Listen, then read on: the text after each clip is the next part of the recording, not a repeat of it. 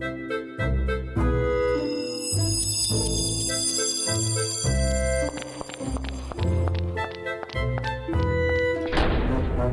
to Puzzling Company, your home for at-home puzzles and mysteries. Here are your hosts, Jared and Zach.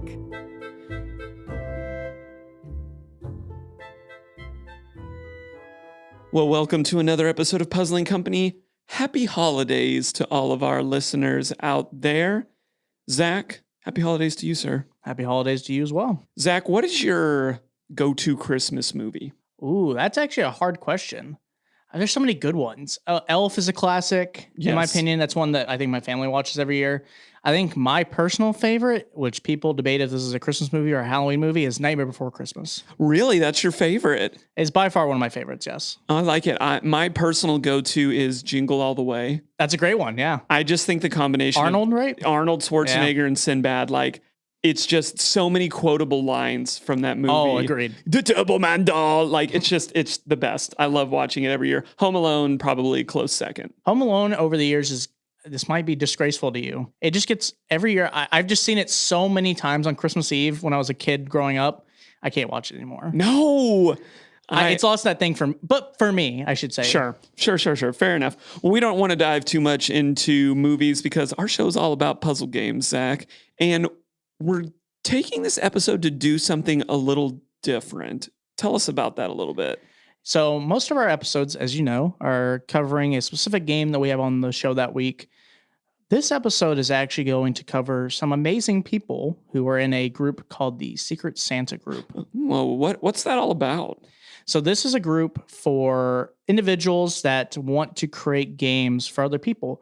This is kind of a group where so kind of how the process goes, you sign up for it. You get a few months. Because I think generally it starts in the summers when you sign up with like Angela. It's usually in our Puzzle People group, but you can message Angela about it if you want more details. Yes. But you will create a game for a recipient that you will learn about, and they don't know it's coming, but you will create it for them. It's kind of just a place for you to experiment and kind of create something that you've wanted to for a long time, or make just a great gift for someone. And the same thing will happen to you where someone will create a game specifically for you. It's a really cool concept. From our research and understanding, the official start of this was somewhere 4 or 5 years ago. But we think of the origin of it as year one as being when Angela took that over as administrating and organizing the event. And if you're wondering, who's this Angela you talking about? We're talking about Angela Lawson Scott, who is the owner of Crackin' Mysteries games like Root of All Evil, Double Major, and Soup is also another game that gets sold under that moniker. So that's who we're talking about. But she spends quite a bit of time organizing this event because one thing that I think is really cool about this is not only do you sign up for it, but you get to kind of set your preferences a little bit, right? Yeah. You get to kind of decide what you want to create as well as like what you kind of want in a game. So if you're looking for I think they generally try to match you with people who are kind of the same interests. So you might be creating a digital game and you might be receiving something that's kind of similar most of the time. We haven't participated personally, but we've just kind of heard from experiences. But it just seems like a really cool group in general to get to do things. But it just seems like a very good way to spend the holidays. And that's what we're going to spend this episode doing. It'll still be our 3 sections, but you're going to meet a different person who has participated. A lot of these people are figures in our community that we hear from regularly that selfishly we also just wanted to get to know a little better because we admired them from afar and we think they're pretty cool and that we all deserve to hear from them a little bit. So we have 3 wonderful guests. We're not going to spoil who that is. You don't open your presents 2 days before Christmas. You open them on Christmas, right? So we're going to spend some time diving into those individuals' experience. And we kind of have a vision for what we hope from this, right, Zach? One of my big things is I hope there's just an appreciation for these people. Yeah. Right? Anytime somebody puts in the time and effort to make a game, whether it's for one person or a million person, our personal view on Puzzling Company is that person's deserving of talking about. And that's a little bit of what we're getting into here is we cover mass market games. We cover small market games. We also want to cover the person that makes one game for one person, right? I think that's important. And that we, as Puzzling Company evolves and grows, that we don't lose sight of that. And Christmas is a great time to honor people like that. But we have a bigger vision for this too, right? Yeah, and our big goal of this is just to have more people involved. I mean, every person we've talked to about it loves it, and they keep saying there should be more people doing it. And every year it seems that more people do generally sign up, but some, it is a time commitment. There's some things in it. So some people drop out, and that's Right. A-okay. There's some expectations But that come with it. I think most people don't do it because they see things and they're worried that they won't meet expectations of what other people create, or they're nervous, or they're like, I'm not sure it's a great idea. I don't know if they'll like it. And it seems like from all the people I hear, it is just an amazing group that loves being supportive and creating great games. So you should definitely try it. I think every person you'll hear in their interview will basically praise it, as well as kind of give you maybe some tips as well if you want to try to get into it. Absolutely. And there's been really cool creators that we've had on the show whose games are now sold in stores and have had successful Kickstarters. Like, some really cool stuff has come from this. So even if you never intend and want to sell things, you don't want to do it as a business. If you're someone that's listening out there and you have an idea for a game, this is a great place for you to do it, to give up the excuses and go for it and make something cool for just one other person. So that's what our episode's about today. So Zach, I don't want to waste any more time us talking about it. Let's start meeting some of the cool people that make these games. Silent Night. Okay, Jared, I don't know what's going on, but I really do not like this new creepy version of A Silent Night. Zach, I'm so sorry. I'm just so caught up in this new game that I'm playing. Well, 'tis the season to be jolly. Actually, this season, it's more like a murder with all of the trimmings. This new game called Violent Night by Sultans of Solve is a really cool new premium experience. You'll solve a series of puzzly clues to try to bring a killer to justice. Well, if you want to play A Violent Night this Christmas, you can go to sultansofsolve.com and purchase it there. Just make sure you don't pick it up the knife before Christmas. Well, here we are in our first section of today's show with our first guest. And I think that this is a really good guest to have because of the three guests that we have today, she's like the OG. She was there for the first year of Secret Santa under Angela's direction, works with Angela on projects, is a creator herself. And I don't want to dig in too much because I think we should meet her before that. So guest number one, I feel like this is a little bit like of a dating show. Like, guest number one, tell us a little bit about yourself. But if you will, please tell us your name and a little bit about yourself. Hello, my name is Jen McPhillamy, and I am proud to be number one. And you should be proud, Jen. Yes. Yes, absolutely. I've been a 3-year participant in the Secret Santa and also designed Soup, the Society for the Observation of Unknown Phenomena that you referenced, and I'm excited to be here. We're super pumped. We know Soup was our very first episode. It was. And we've told Angela this, but I don't think we've told you this. We started a wall of components for games whose what they came in, the envelope that they came in wasn't worth having in our closet.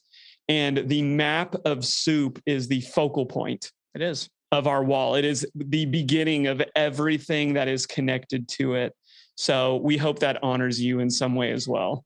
And those are all real unknown phenomenons. So you could actually plan your next vacation with it as well. That's so cool. That is cool. The cryptids of the world are out there. But it like I said, it's super great to have you on the show.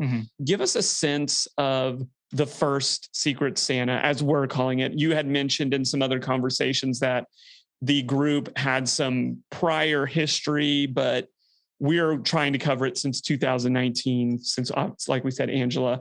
How many people did it? What was your experience? What got you involved in it? So I saw there was a Facebook group for just, people who are interested in, tabletop puzzle games or, subscription things. And I was lurking there just picking up recommendations for games that might be fun. And there was a call for participants, like it was getting started. I think it was in the middle of the summer. So it was a crazy, I'm not thinking about Christmas. And so I lurked for a little bit. At some point I made one innocuous comment about what's involved here. And Angela swooped in and was like, yes, you have to do it. And I didn't know her at the time. And so I debated for a while and I was like, okay, I don't know. Can I do this? And finally decided I should just bite the bullet, kill 2 birds with 1 stone and make something for my family for Christmas and make the same thing for the Secret Santa swap. So it would cover all my Christmas gift gifting that year. and decided finally that I would do it after much trepidation. And what they don't tell you is like that the Secret Santa program is just like a breeding ground for imposter syndrome, because you're like, oh no, like I can't, like these are real like professional game designers and things. And so even though for family and friends or whatever, I've made games, I've never like hadn't tiptoed in that. And so it's a little bit intimidating.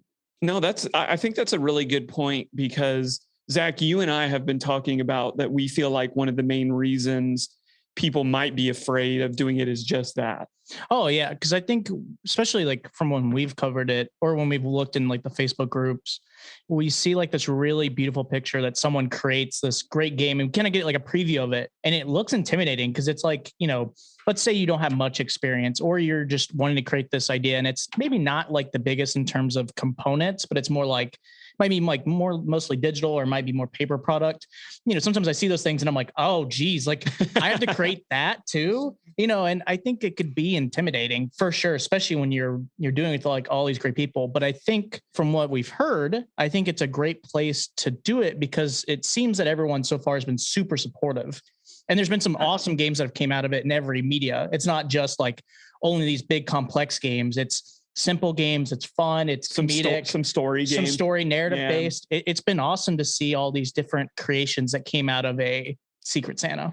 Jen, can you talk a little bit about the culture of support that exists inside? Because it really becomes this group that is sharing a common goal, even though they're making different things. Absolutely. Well, and ultimately it's, people are supportive and it's fun to see new and exciting things and people have great ideas and you have tons of the like, that's amazing. I wish I thought of that. Or like, I can't believe you spent three months aging paper or whatever it might be.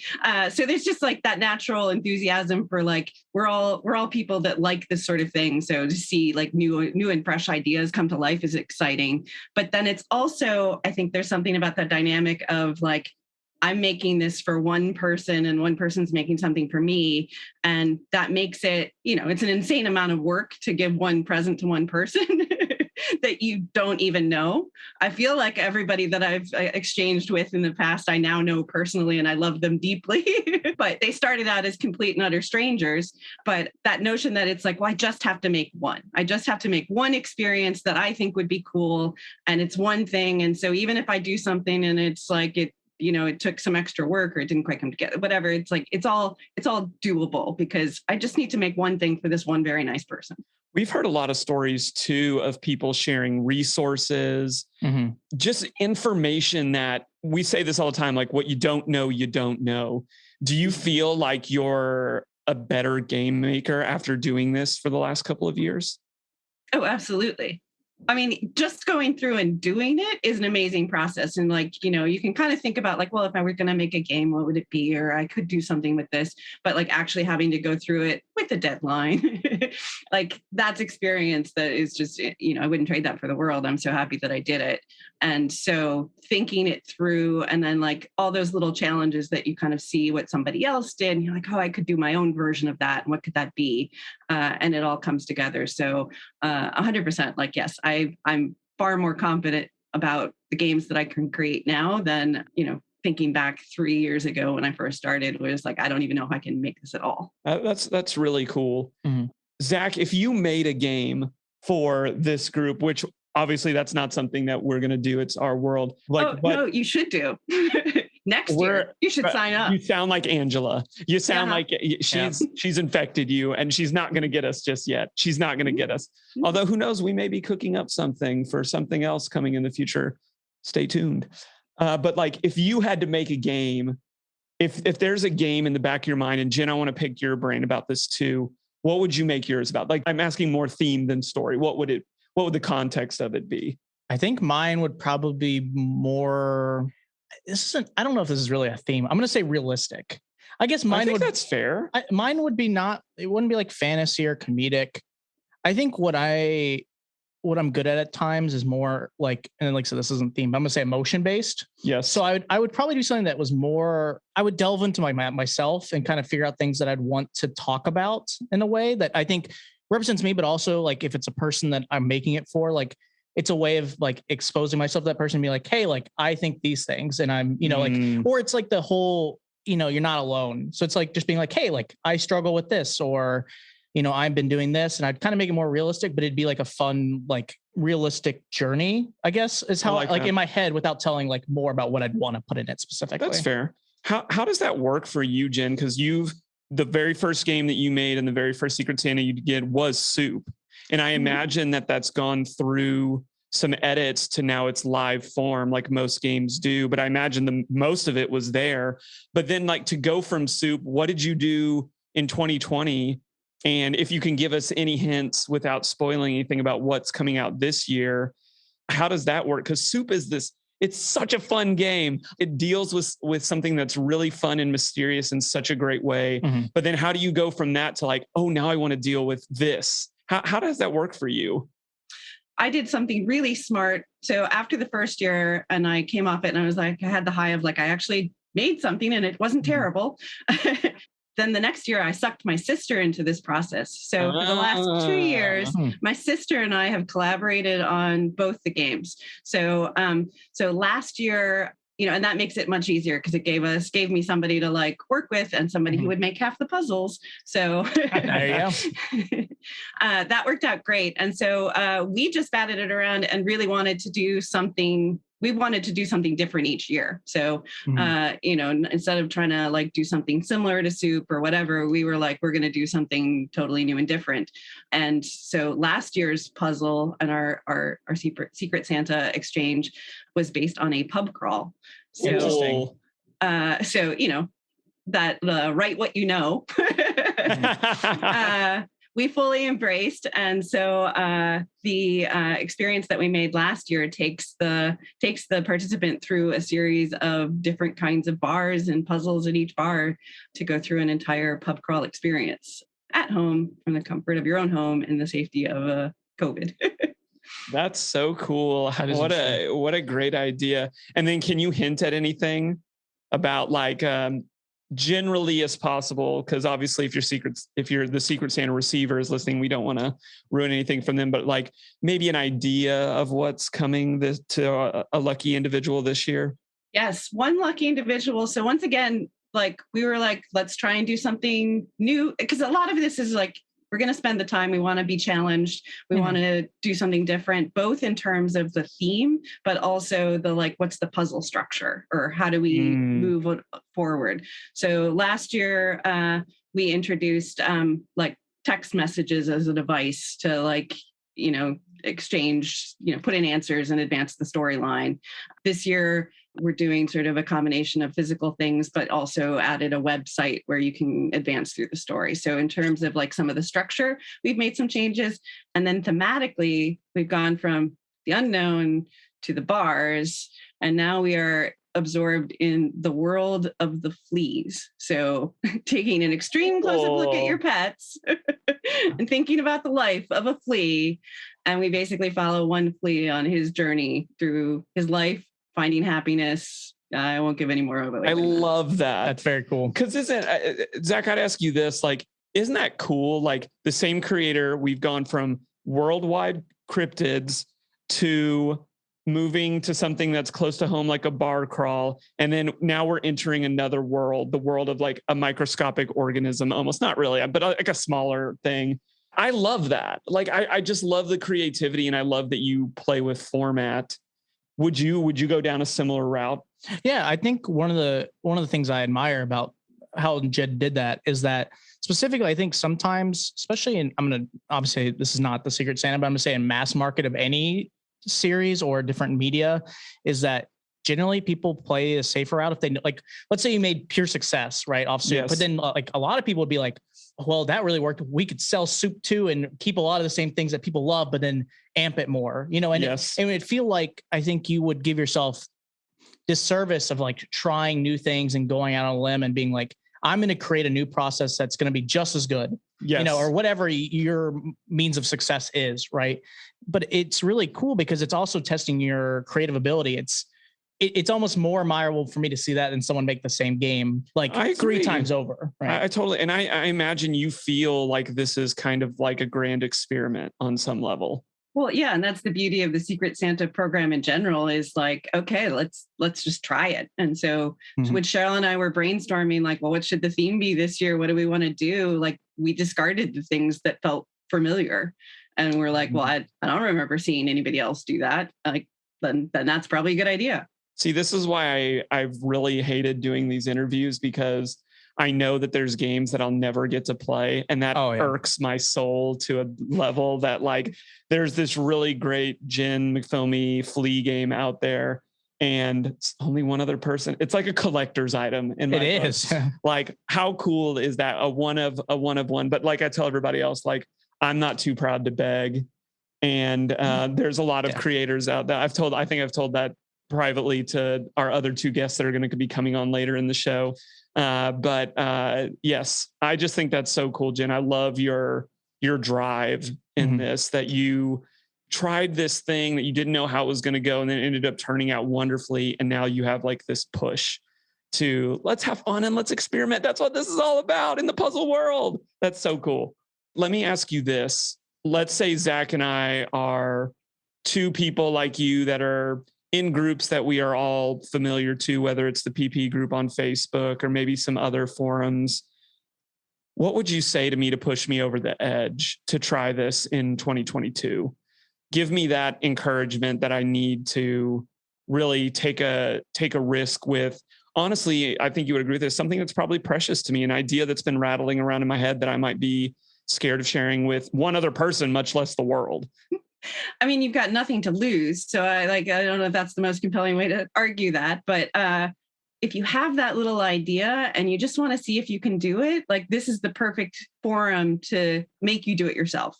Like, otherwise, all those little ideas, like, they hang around in the back of your head and you're like, maybe they're really good. Maybe you're a genius, but you don't know that until you actually give it a try.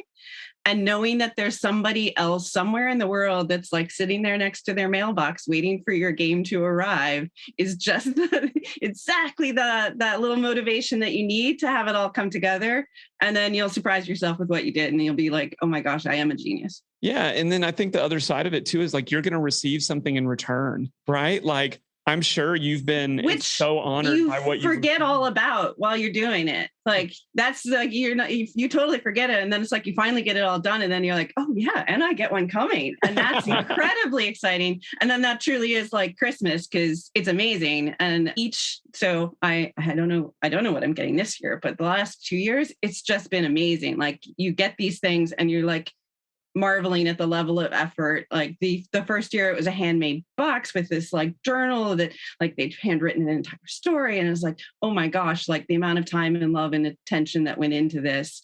And then the next year, it was like the same thing all over again. And it's like they etched a rock, they went out and filmed video in their backyard. Like, they've done all of this stuff that you're like, oh my gosh, like somebody spent so much time and put so much love into this. And it's just for me.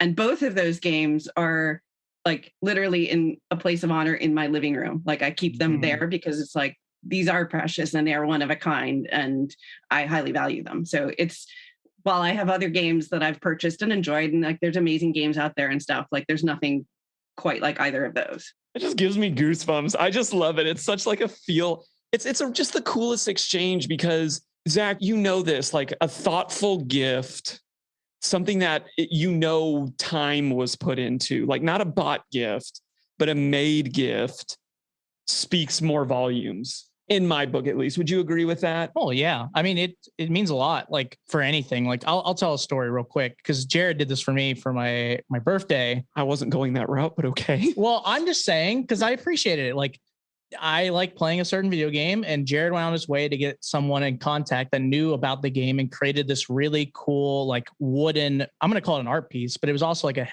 headset, like stand that included like my character that I play in that game. And I could tell, like, even if Jared didn't make it, I knew that he went out of his way to ask questions like, okay, could you make this? Or like, do you understand what I'm trying to? And it's awesome. And I think that's with anything, like, and I'm not saying just for that example, but when you get a gift that you can genuinely tell they went out of their way, it means more than any other element. It could cost $1, but if I know they spent their time doing it, or if it cost $5,000, it just means a lot. Because like I said, and especially I feel like in this, Like, because I think what Jim brought up is that you work so hard to create a game for someone else, you forget that someone's making it for you. Yes. And then the moment you get it, and I think especially for that thing is that you know how hard they worked for it. It's not a like, okay, I thought they only did it for like 10 minutes and I really didn't think about it. You clearly go like, I saw that aged paper and I went, wow, that's time and commitment. That's, or they wrote a whole journal and you're like, okay, that legitimately takes a lot of time, especially since it's handwritten. It's just so beautiful. That's how I put it. I love that. Jen, agree with that sentiment. Absolutely. That's just so cool. I love how you featured them in your house too. Like that. Yes. The meaning that comes with all of that. Any closing thoughts that you would send out into the world considering the future of the group or just your experience overall? I think it is a really special thing. So I'd say everybody that's thinking they should do it, they should just jump in and do it, because the creativity, the new ideas, the care, the attention, like is amazing. Like, so it's just a really fun thing to be a part of. And I hope my recipient is happy this year, and I'll do it again next year. I love it. That was Jen McPhillamy that we were hanging out. And we have to mention her sister, Cheryl, as well, who is part of the dynamic team that is putting the Secret Santa out this year. We just want to say thank you so much for coming on the show. And thanks for being a participant in the greater culture of the PP group and everything that you do. We just want to say shout outs. We love you and we're thankful for your time. Yes. Thank you so much. Zach, I just got your Christmas card in the mail. It was a coupon for bedtime stories. Yes. Aren't you excited? Are you reading the bedtime stories like in a chair next to my bed? Is that what that is? Yes, because I actually just recently purchased the premium experience from Enigma Fellowship. It's called The Magical Tale. It's a handmade wooden book that covers a whimsical fairy tale in it. Well, Zach, is it just narrative? Because I love puzzling as well. Well, Enigma Fellowship knows you really well, because in this story, you're going to have to solve puzzles to help Baron von Puffington III find his missing tail. Okay, I'm good with this gift. Thank you. But can you just make sure to leave my nightlight on when you're done? Well, the great thing about this story is that the light that it's going to leave in your heart will glow the whole room. You won't need that nightlight anymore. If you're interested in picking up The Magical Tale, head on over to enigmafellowship.com and pick it up for the holidays. All right. Well, we are here with another guest along our journey of guests today. Really, this is an exciting one for me because the name is so recognizable if you play a certain online competitive weekly game. Oh, yeah. Right? Like you're used to seeing this name near the top of the leaderboards. Oh, agreed. Yeah. Agreed. 100%. Like a lot of, I would say, puzzle clout. Like just a person who knows what they're talking about. But I don't want to say too much. We're gonna ask her some questions about that, but let's get to meet her and get to know her. So our next guest, please introduce yourself. Tell us a little bit about yourself. Hi, my name is Lauren Bello, and that was an amazing intro. Okay, so what would you like to know about me? I am a TV writer. I review immersive theater at times for No Proscenium, and I am a lifelong puzzle enthusiast. And that's why we just respect you so much. All of those three things you just said are like yes to all of the things. Tell us a little bit more about the writing and how you do that, and do you appreciate games that then have good writing? Is like that's something that you're looking for? Yeah, I'm a huge reader. I love writing. I've been writing from stories from when I was a little kid, and yeah, I really appreciate games that are not written in a. This is going to sound wrong, and maybe I'm like already stumbling too much, but I really appreciate games that are not written in a different gamey language, meaning I'm going to describe this in a really simple, matter-of-fact way that doesn't try to evoke any emotion in you, because here's a list of facts. Yeah. And I really enjoy games that set themselves apart. Even if it's Hinks having a sense of humor and it's like a tongue-in-cheek way of describing the world. I really appreciate games that feel like I'm getting immersed and I'm getting drawn in, and that they're calculated to evoke a specific emotion in me, whether that's intensity or fear or amusement, as opposed to just kind of getting a list of facts that I have to solve. Yeah, that's really interesting. I feel like we could do a whole episode, and maybe we'll bring you back, Lauren, to talk more about that, because I'm thinking through a lot of our old episodes, and we haven't really touched on specifically writing. Yeah, we talk about narrative a decent bit in some sections, but we don't go crazy into writing itself. But how often does like a professional writer come on your show? Like this is fateful. That's so cool. Can you just give a quick shout out maybe to another game that you're like, that's good writing? Like give us another good example of like, I can tell that they go out of the way to make that an intentional part of the experience. I think Cracking Up Mysteries obviously does this really well, especially like with the hint system in Soup.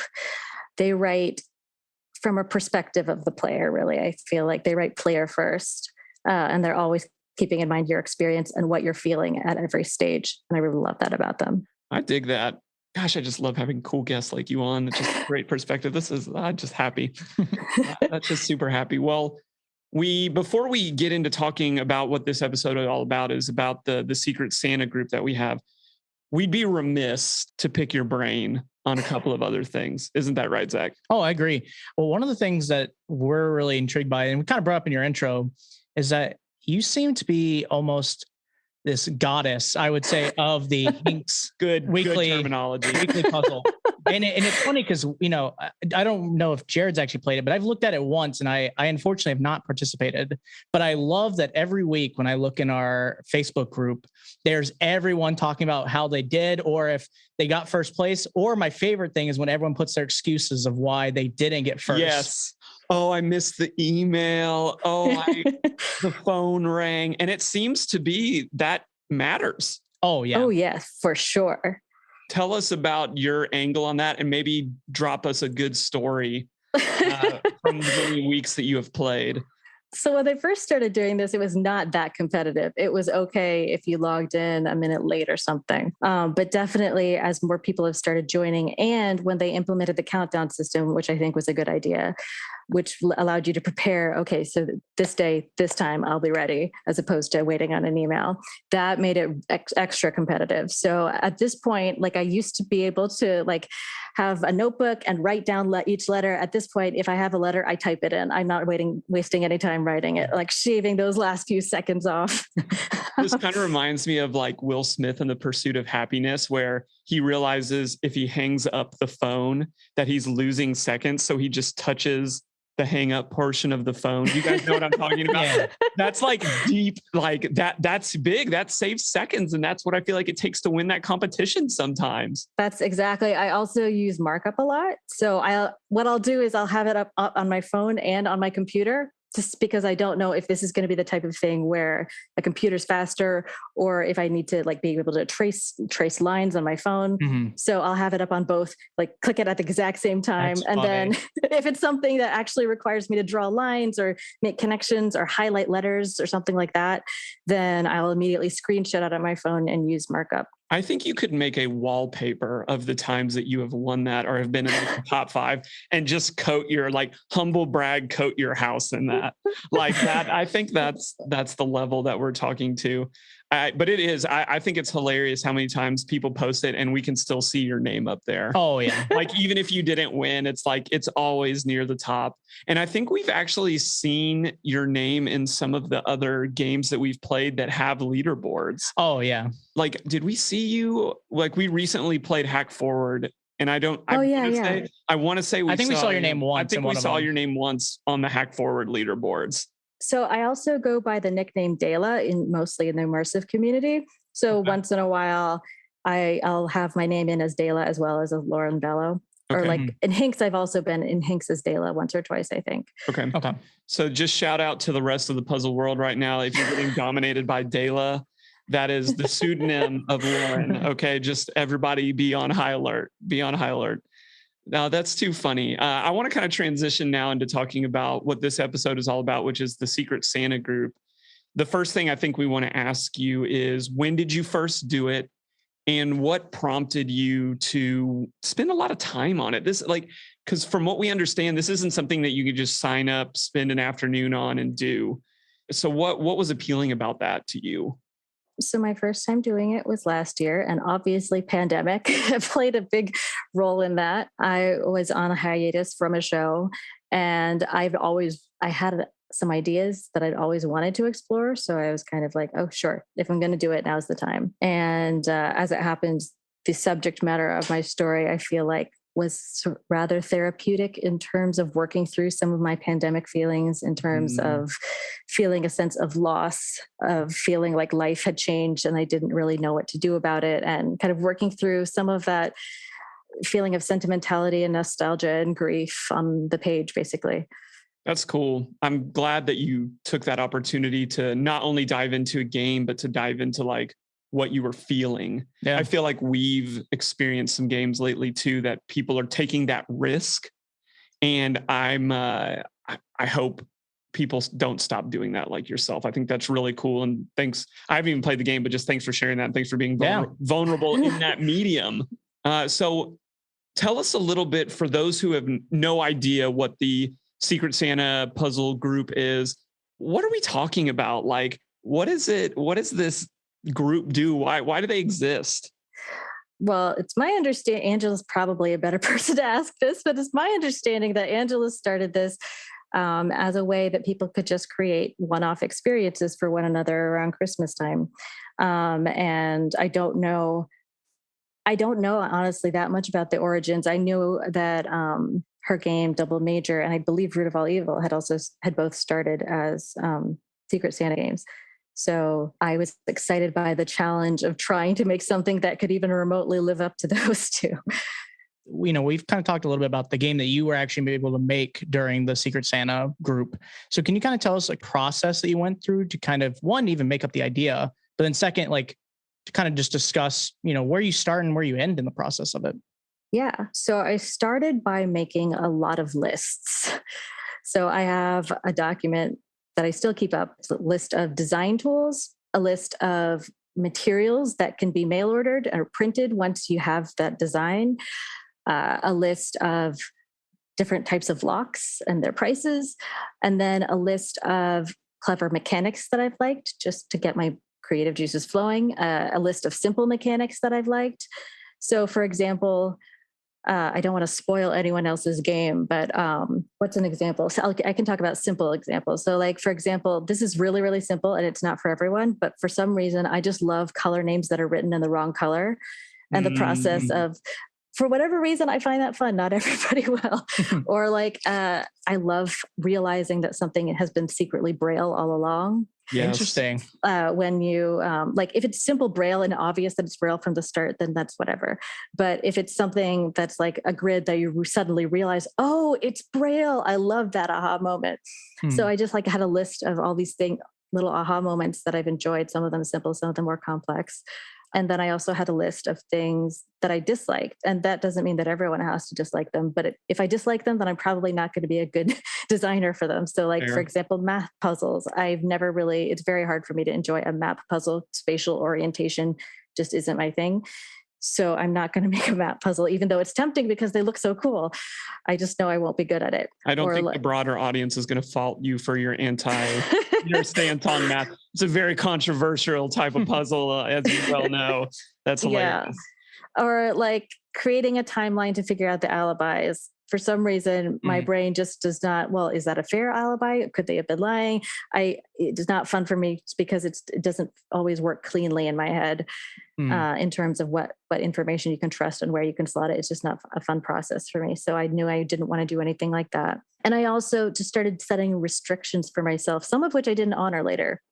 So like, for example, I was like, I think it would be interesting to do a story that does not use any aged paper. And so that was kind of a challenge that I set for myself. And at the very last minute, I did end up using aged paper, but it wasn't so much about that as in just defining something that I didn't want to do helped me kind of define what I did want to do. So I started off with all these lists of do's, don'ts, loves, dislikes, themes that I remembered after playing like 200 plus of these, because honestly, most of them blend together. So the ones that stood out, I wanted to pinpoint, okay, so why does the story stand out when the others didn't? And the act of making those lists kind of moved me into more creative headspace. So then I started thinking about, well, do I want this to be diegetic or non-diegetic puzzles? And there's debate about what diegetic means, but what I basically the question that I was asking for myself is there a narrative reason for all these puzzles to exist? Because automatically that puts you in more of a bind, Yes. which would be fun to get out of. Sure. Yes. But I decided that, yes, I want all my puzzles to exist for a story reason. And so then I started making a list of like, okay, so what are some story reasons? Like serial killer leaving behind clues is obviously one, but I didn't want to do that. So, and I ended up deciding that I didn't want to do a story that was like had murder or violence or was about a crime, not because I don't enjoy those stories. It was just fun to think of, oh, I haven't seen that many of these. So what could I come up with? So I made a list of plot ideas and I asked myself a bunch of questions just to keep myself from getting too much in my own head about it. So I asked myself, like, if I were going to make a really easy, lazy game that would require zero effort, what would that look like? And then I kind of brainstormed about that. And then I was like, if I were going to try to make something that was completely unlike anything I've ever seen before, what would that look like? And then that was a whole different set of ideas. And that helped me come up with some of these restrictions that ended up yielding more story ideas. That's really interesting to me because even in talking with a lot of other designers, I don't hear that process. Correct me if I'm wrong, Zach, but it's almost like you, before you wanted to dig into the meat and potatoes of it, like you were creating your boundaries. Yeah, for sure. And I really also, I have to play games with myself, honestly, sometimes to keep myself from getting too much in my own head. Like even when I'm writing for TV or whatever, there's a difference between typing in a final draft document and typing in a Word document and typing in like an Evernote, like notes document. And Evernote for me feels so unofficial that I feel I can write more freely if I start in Evernote and then start transferring over to more official documents like Microsoft Word. So different mediums are kind of giving you different freedoms. Yeah, exactly. Interesting. That's really cool. So once I had all these ideas in terms of story, in terms of restrictions, in terms of plot, in terms of like the types of puzzles I wanted, I scoured Etsy, eBay. I went to Michael's, I went to Joann's, and basically I started thinking about physical props. And I feel like it's very easy to imagine a hypothetical physical prop, and it's another thing to actually find the prop that you need. So I wanted to kind of shorten that process by working backwards and seeing like, oh, okay, so they have craft kits for this, and oh, this box would only need to be tweaked slightly. And, you know, starting that made the hurdle feel a lot less intimidating if you're just like in a world where everyone's already crafting these things. So interesting. Etsy, eBay, Michael's, Joann's, I had like lists of my favorite things, like physical props. And I also was looking at online possibilities. Like I ended up using boardgamesmaker.com quite a lot. So I was kind of scrolling through their possibilities of, okay, so they can print playing cards, they can print game boards, and ideas were bubbling up as I saw these possibilities. Let me ask you this, because I don't want to miss out on this opportunity. In your opinion, like if you're doing this for your first time, or maybe you're even newer to the puzzle community, what is the cultural acceptance of what a game should be when you receive it as a Secret Santa gift? Because it sounds like what we're talking about so far, like you are like creating it sounds like a masterpiece, right? Like, but that also comes from your background, right? Like you've been involved in this world for a very long time. You've clearly thought about this, but for someone who's just considering doing this, I'm not trying to say like, what's the least I can do, but what is someone expecting who's going to get one of these games? Honestly, that sounds more like a question for Angela than for me, because the truth is I'm only playing one game, which is the game that I receive. Right. And giving one game. Yeah. Yeah. So I see pictures of other people's games, and that's very inspiring to be in that Facebook group, and it's slightly intimidating too to see what other people come up with. But Angela probably has a list of all the games that have come out of this, like Sultans of Solve, I think was one of them. Yep. Jack's game, great game. And that one is more, I feel like it's okay to say that it's more paper based. It is, yeah, 100%. I don't want to spoil anyone else's game, but yes, that's like more of a paper based game.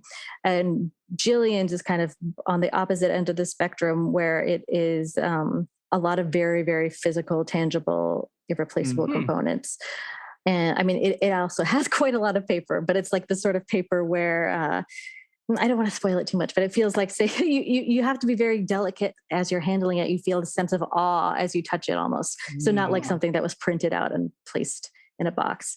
So I feel like there's a wide spectrum, and I don't want to focus too much on the more elaborate ones, because I feel like the problem is if you focus on the big elaborate spectacles, then people feel like, oh, well, I can't send this because it's not anywhere near what that person posted, and they get in their own heads about it and start to drop out, and it becomes smaller and smaller, where I feel like the important thing is to encourage people to participate in whatever capacity they can. Yeah, I think that's a great word, because Zach, and Lauren, you may know this too, but we got into this podcast thinking that we were going to make a game. Yeah. Right. Did you feel that at all when we started brainstorming, like, this could be potentially overwhelming? It was interesting, because I remember our process of how we wanted to create it. And I'll tell a little bit of the story if it's okay with Jared. Yeah. But so if I remember correctly, we kind of decided that we wanted our game to potentially be a trilogy, in terms of, we had decided that we're like, okay, we're going to have these 3 characters that we had thought of at the time. And we're like, okay, we're going to have them have the first game's kind of almost like any trilogy, where it's more of the exposition. It kind of explains like who they are, what they can do, and explain kind of the setting that you're in. And then the first game is kind of just introducing all that.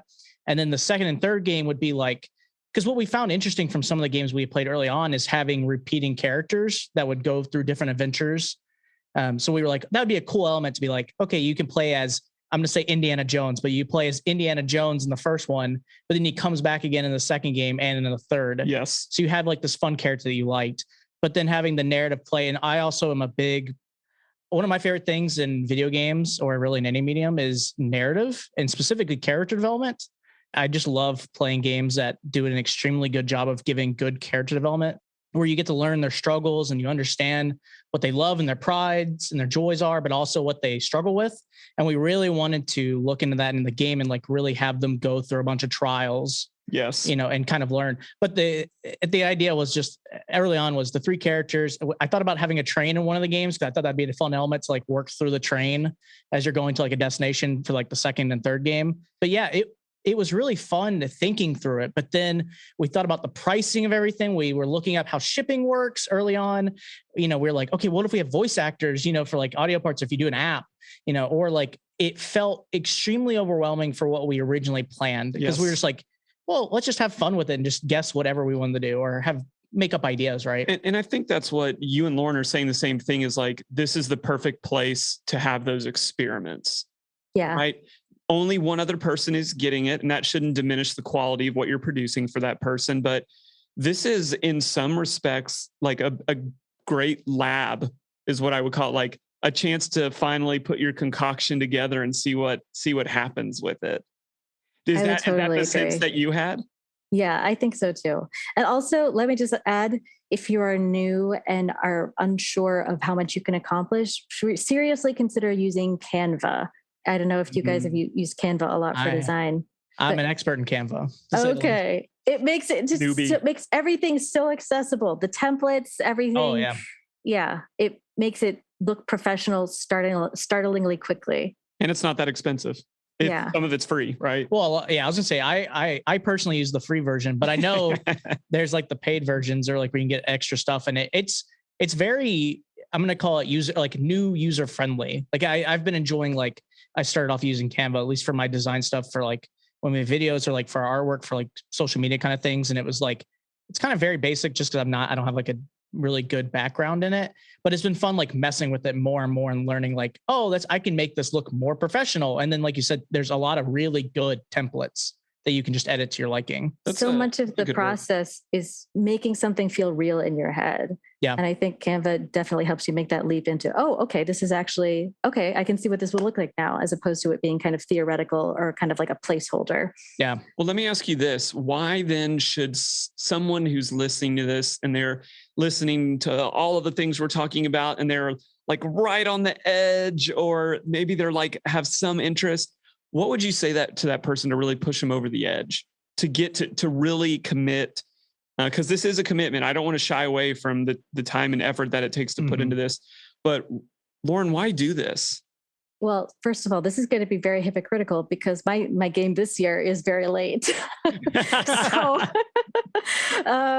so I don't want to be like, oh, it's easy, guys. Just dive in, and if you plan it, your time, it'll all be fine.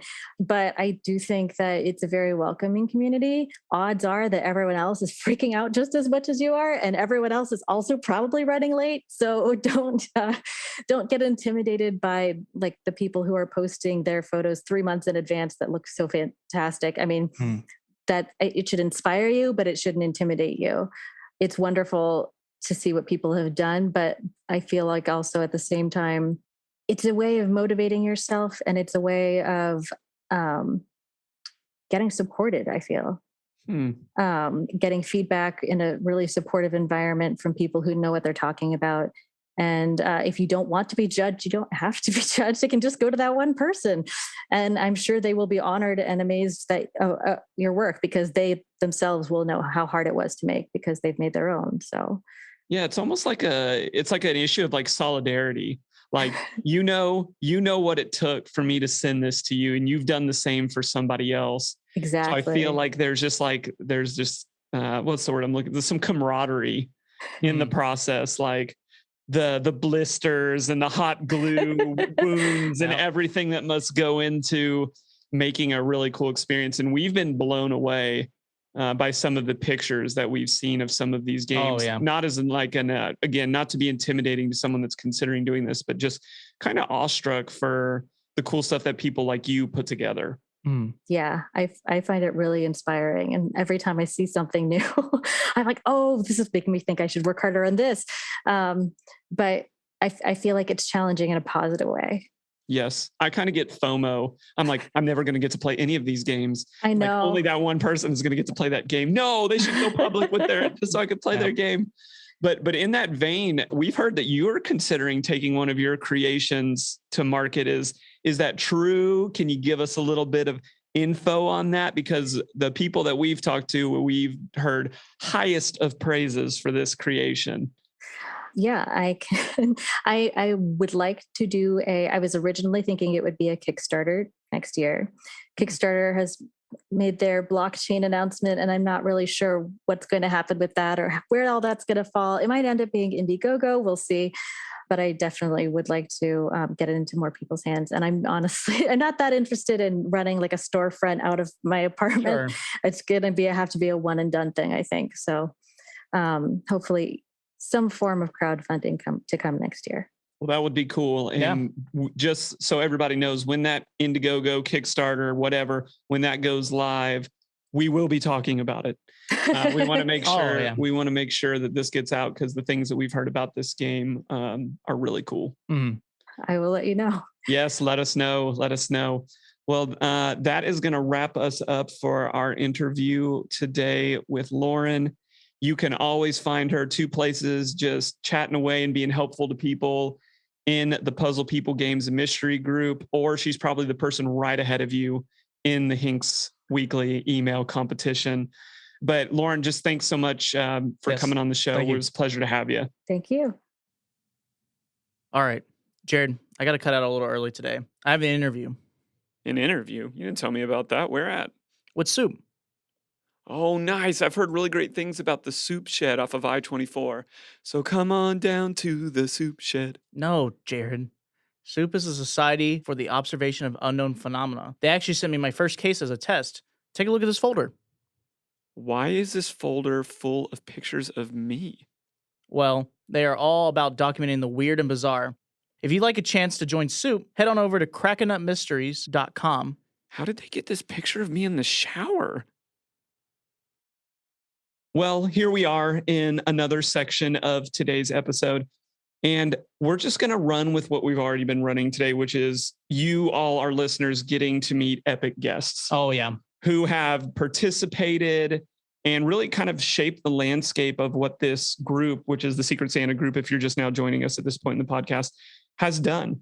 So I say we meet her. Yeah, let's go for it. So our esteemed guest, please tell us who you are and a little bit about yourself. Okay, hello. I'm Jillian Raymond, Jill for short. I've been on the Puzzle People group since its origination. I was also part of the Mysterious subscription group, which was where Secret Santa came from, for about a year and a bit before it dissolved. This is my second year doing the Secret Santa. This is kind of like a little hobby I do. I teach history and English, so this is kind of a little thing I do, which actually takes a lot more time out of my day than I expected, but it's labor of love. So Jill, we know that you love cats. I think anyone who ever looks at any of your posts would know that you have a wonderful crew of inspectors. My favorite, I'm going to just pull it out there, is Titus. Solid pick. Solid. Thank you. Solid pick. I mean, it's the right pick. I mean, they're all great. Let's make that very clear. But yeah, can you tell everyone else about your great inspectors that help you on your journeys? Okay, so about a year and a bit ago, when I started really getting into puzzling like a lot more, when I was sharing information about it, I started to want to take photos of my cats because I was really getting into Instagram and I was having fun sharing photos, but I didn't have anywhere to put them.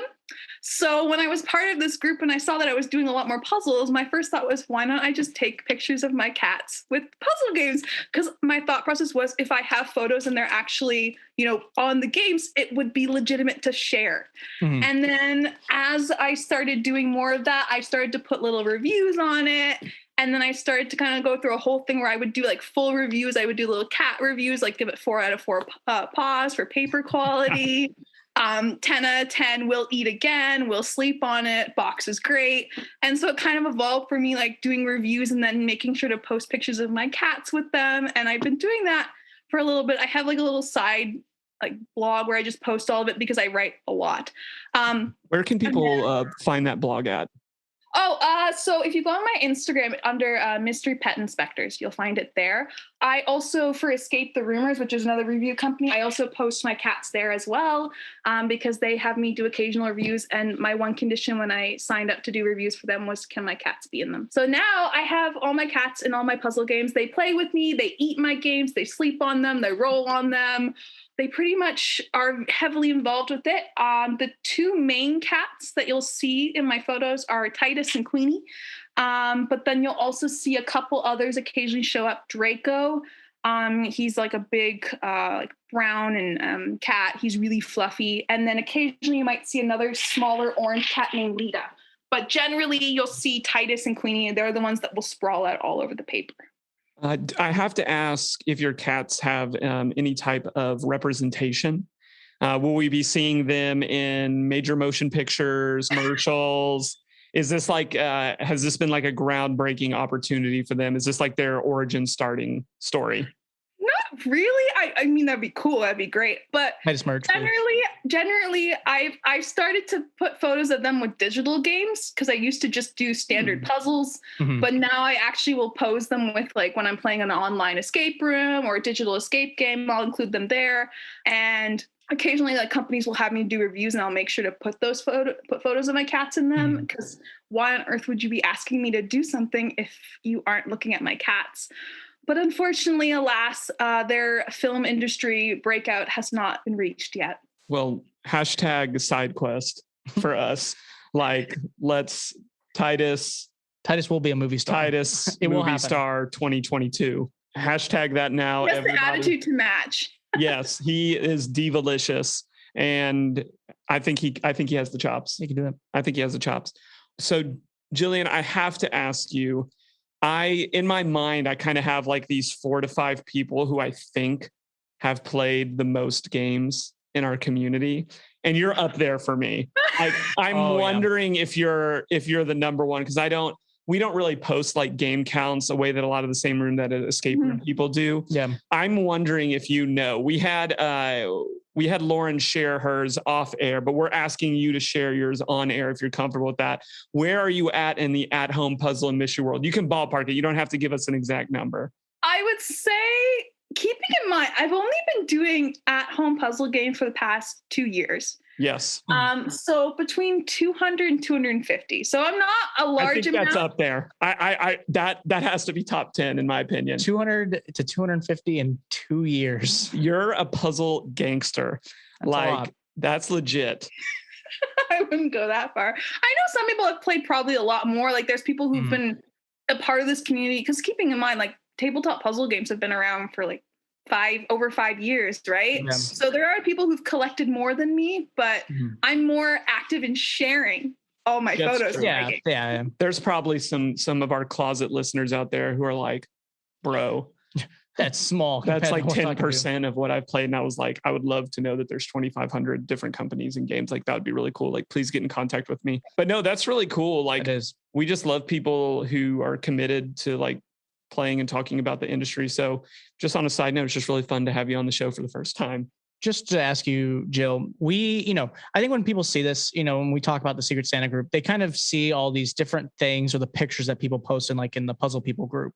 And it kind of looks like there's so much going on and I don't know. And there's all these really fantastic pictures and it feels like I don't know what's going on. So can you tell people kind of what the Secret Santa group is just in general? And then maybe a fun thing that you could do is kind of explain the process, for what you would do, like getting into it, because I think it's something that people look at and they kind of get scared that there might be a lot to do, or they might get intimidated by other people's pictures that they post. Okay, so the Secret Santa as like a Facebook group only developed within the last year. Secret Santa itself has been going on for a lot longer, but we ended up deciding to break out into its own individual group just to make it easier to share information and try to make things a bit more cohesive because it was getting so large. But essentially, the goal of it is to create an experience for someone. It can be focused on puzzles, it can be wholly on narrative, but the idea is you're creating an individual experience for someone to receive in the mail, and then you will send one out to someone as well. And there is no limit. It's essentially whatever you can do. If you want to make it fully digital, you are allowed to do that. If you want to create a fully, just make it a diary with a bunch of fun components, you can do that. If you want it to be like a giant, like a puzzle box, like you literally just a puzzle box, you can do that. The sky is the limit in that sense, where you have the freedom to kind of explore where you want to go. I got into it because I started talking to Angela more. Isn't that how we all end up here? From Cracking Up Mysteries, because she's the person that spearheaded it all, right? She's the one that's actively managing it, which is a lot of work. I've seen all the behind the scenes. It's crazy how much planning has to go involved. But it was during the pandemic, right when the pandemic hit, and I was at home all the time, and I was really looking for something because I'd seen such cool photos of games that I was like, this is amazing. And then when I heard that Double Major and Root of All Evil came from Secret Santa, I wanted to get one of those games. I wanted to have one of those games myself, but that meant that I had to make a game. And back then, my puzzling experience wasn't as strong. I had mainly played only Mysterious Package Company games at that time when I first showed interest in signing up for it. So my first response of, well, I can make a Mysterious Package game. Like it's a diary with aged paper, a few little components, and in a fun box. And that was kind of where I started. I thought of a game that I enjoyed, that I thought I could mimic in some way. Because keeping in mind, you're not manufacturing this game to sell to people unless you are. There are some creators out there who do want to do that. Mm-hmm. You're making this just to share to someone.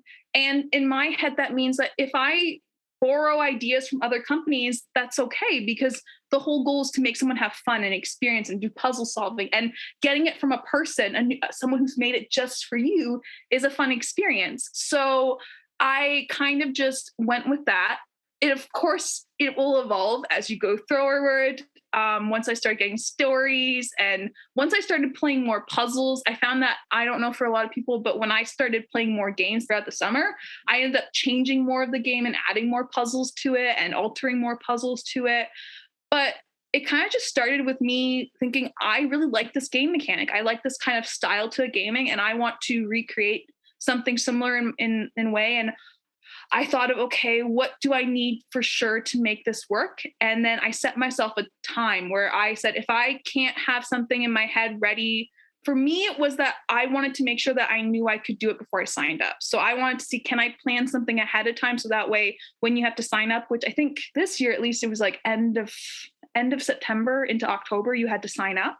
Mm-hmm. But I decided, okay, I will give myself, a month to figure out, do I think I can make this? can I put this together in my head? Let's try to see if I can make some puzzles. Can I make a bit of a storyline? And then once I started that, I felt more confident going forward because I felt like I was doing a lot more. I was seeing a lot more. Let's say that I'm someone who is on the fence about doing this.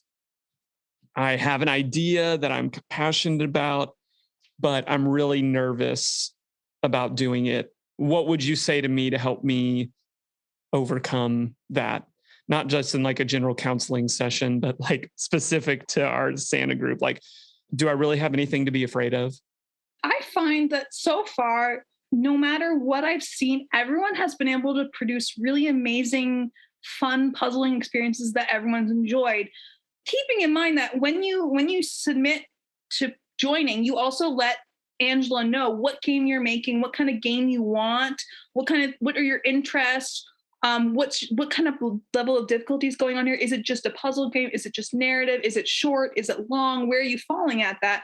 So what that does is that even if you make only a shorter experience because you want to just kind of test the waters, you will receive that same kind of level. You'll see that shorter game as well, and you'll switch over. And so I find that a lot of people, when I've talked to them about Secret Santa, they were always worried about, I don't think I can put that much time into it. Or I can't put that level of, I see these aged papers and people writing in fancy pens. I can't do that.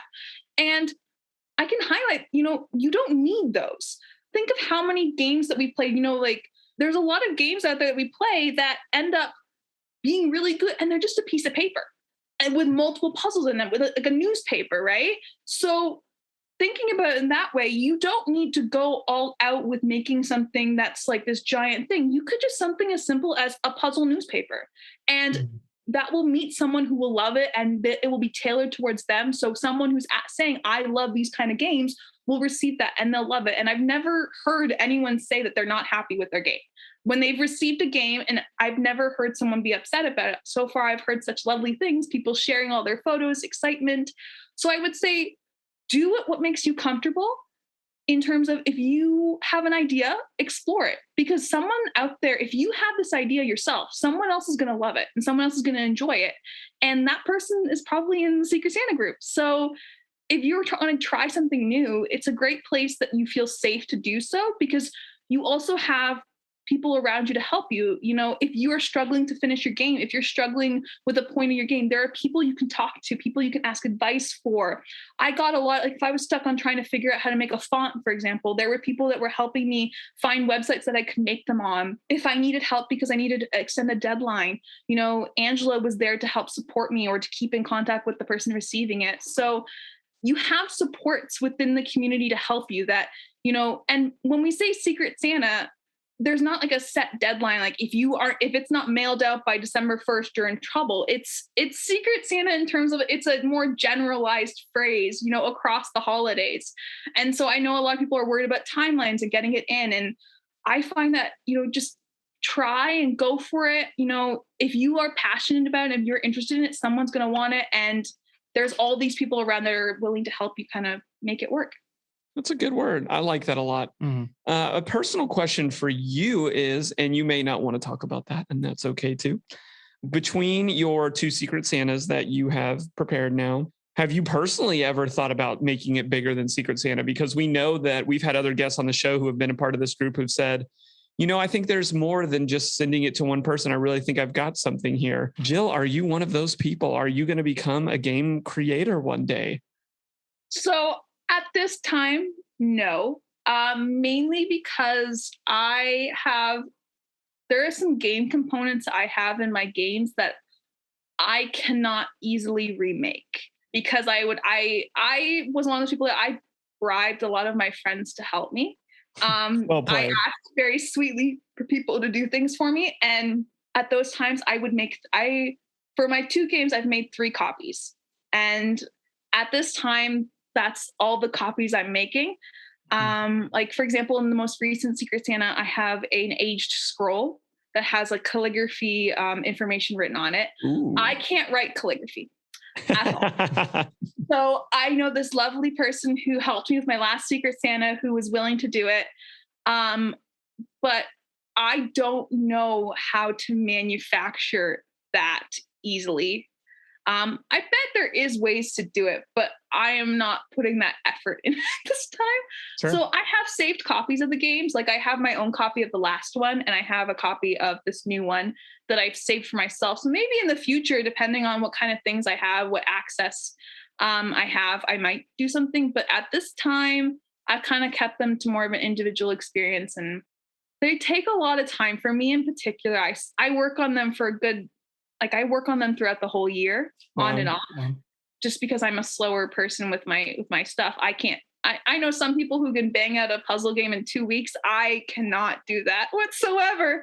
So they're a lot more labor intensive for me. But I love doing them because they're a good hobby to watch. I binged the new Hawkeye show while finishing up my Secret Santa, for example, right? Should we check that out? I thought it was really good. I thoroughly enjoyed it. I wish all the season was out in one go. Unfortunately, they are releasing them episode week by week. But yeah, so I find that they're a good hobby thing. They do take away from puzzling, I will say that. But you're making puzzles, so it's a give and a take. It's a give and a take. You can't have it all. Exactly. But yeah, currently I know some people are actively pursuing the idea of making their games into bigger ones. And for the one I know for sure that is considering it, I can easily see how they could do it. And I want them to do it. So I've been encouraging some of these people to do it as well. But for me at the moment, keep doing it, Jill. Keep pushing them out into the mass public. It's a topic we've talked about, but just like the point of this is, like you said, it's a personal gift giving exchange. It does give people the creative freedom to maybe make something that they've wanted to, but also it kind of acts as an incubator a little bit. It really lets you know, I think more than anything, that you're capable of doing something, because all the feedback that you're really going to get is one person, right? Yeah. Maybe not enough to go out and make a game, but it does seem like that the feedback that people have received from even showing pictures is like, yeah, if you want to go try this, you're not going to end up a millionaire per se, but I think it's cool how it has pushed some people out into the broader public. It also gives people an appreciation. I have found that by doing this, I appreciate my puzzle games a lot more than the ones that I play, because I I can't say that I have the same experiences as all the creators, but putting things together, assembling things, trying to make these individual experiences, it makes me realize like how much effort and time goes into a lot of these puzzle games that we actively play.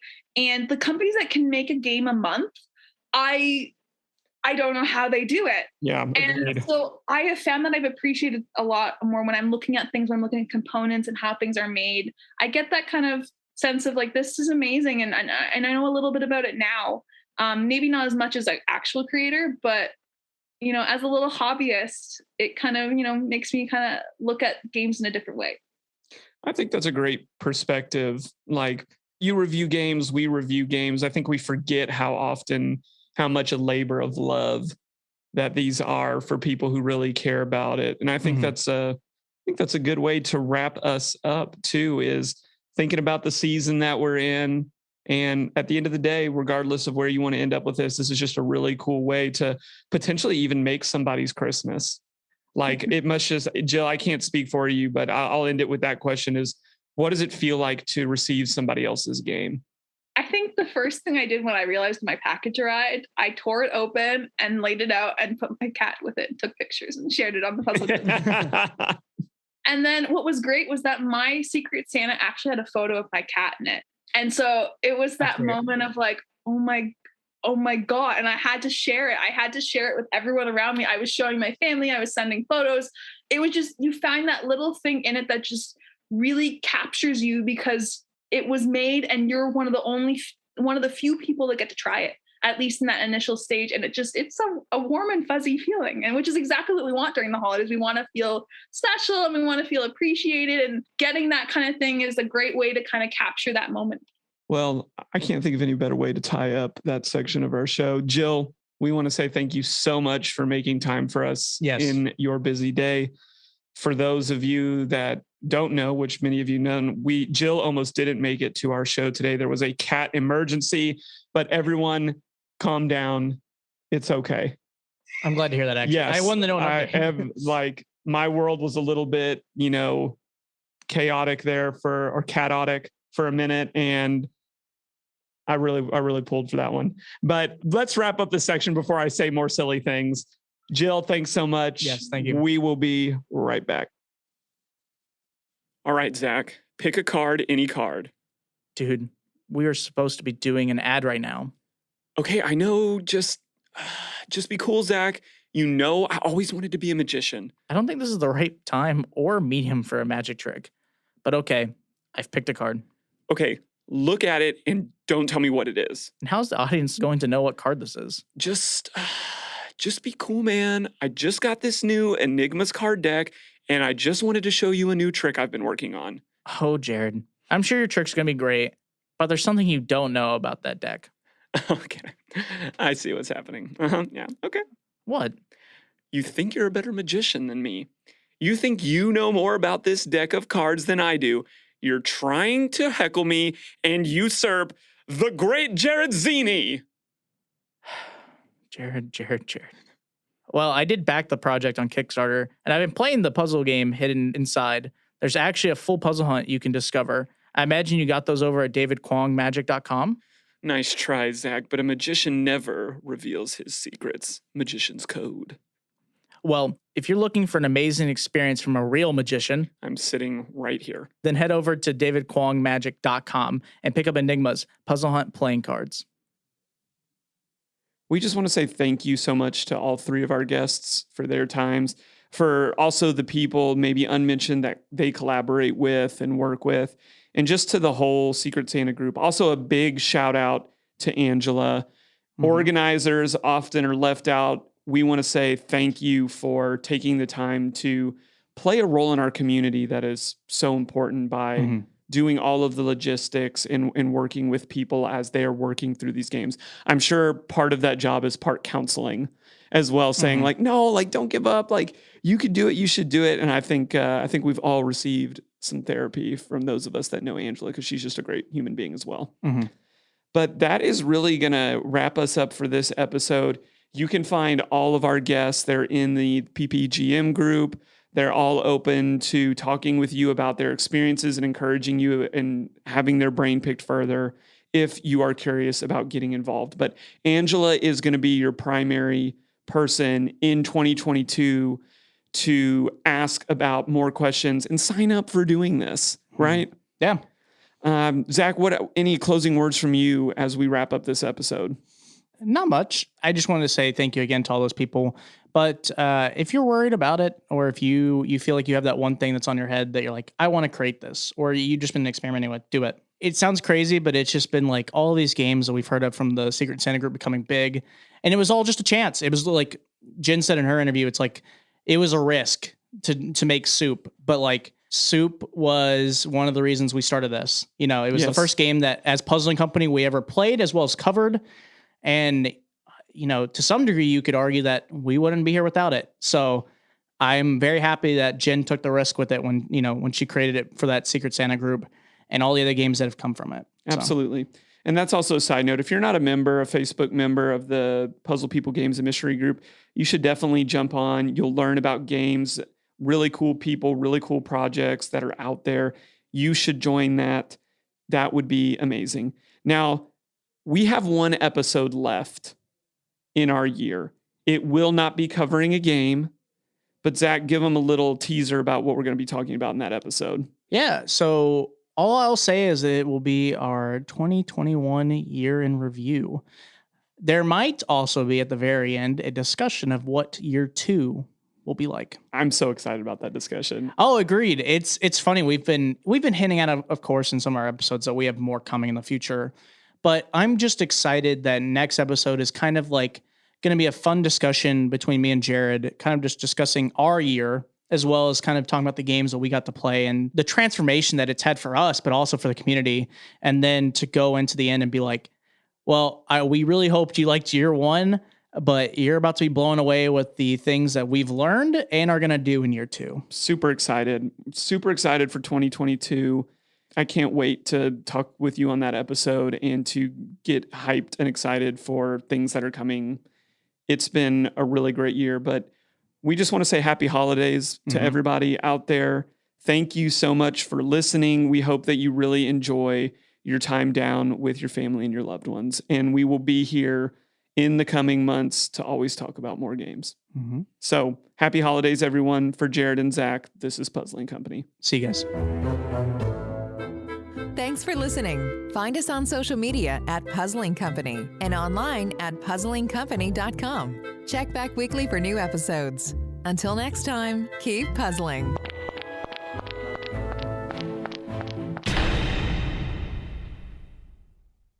This has been a Rogue Media Network podcast.